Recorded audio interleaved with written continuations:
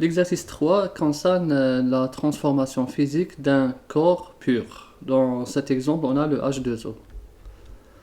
On va étudier la transformation du H2O selon les deux transformations physiques, solide vers H2O liquide et H2O liquide vers H2O gaz.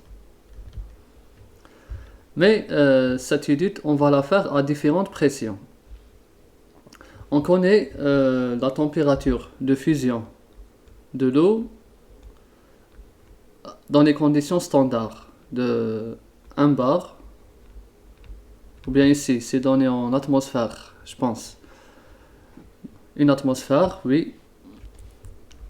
On peut utiliser l'atmosphère comme on peut utiliser le bar.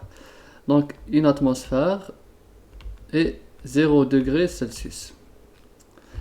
Maintenant, aussi pour liquide gaz, aussi on connaît la température de vaporisation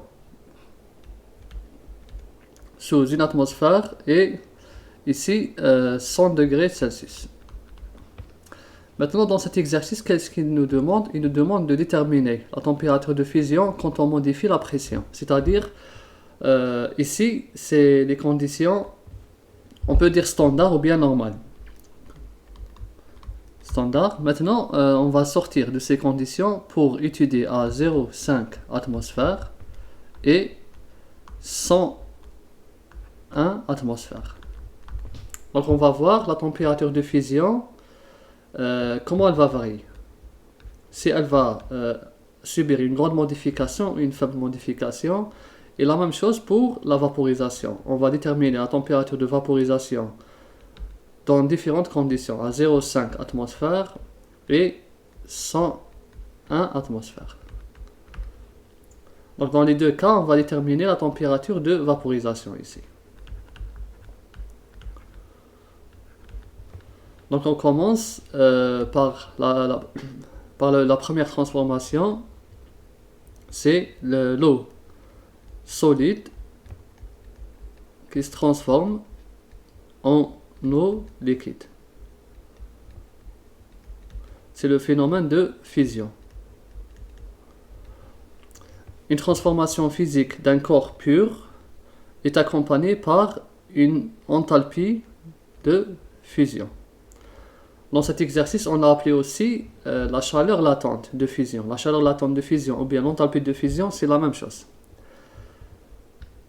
À l'équilibre, quand on a une transformation physique de ce type d'un corps pur, à l'équilibre, on a le potentiel chimique de la phase solide est égal au potentiel chimique de la phase liquide. Donc là, c'est juste une manière d'exprimer cet équilibre d'un corps pur. Donc le potentiel chimique du corps pur et le potentiel chimique du liquide. C'est-à-dire, on a fait le diagramme de Clapeyron, P en fonction de T, de l'eau. Il est de cette sorte, à peu près comme ça, comme ça, comme ça. Ici, liquide, vapeur et solide.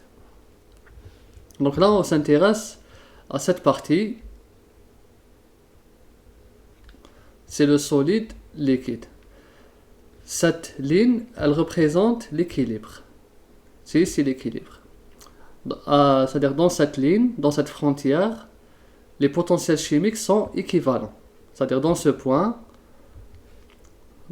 exactement, ou bien ce point, ça représente vraiment, c'est-à-dire à ce point, on a une pression et une température.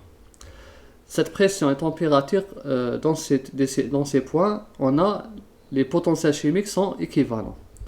Donc, en appliquant une modification infinitésimale du potentiel chimique, c'est-à-dire que plus du, là c'est une modification infinitésimale du solide, serait égale au potentiel liquide plus la modification infinitésimale du liquide.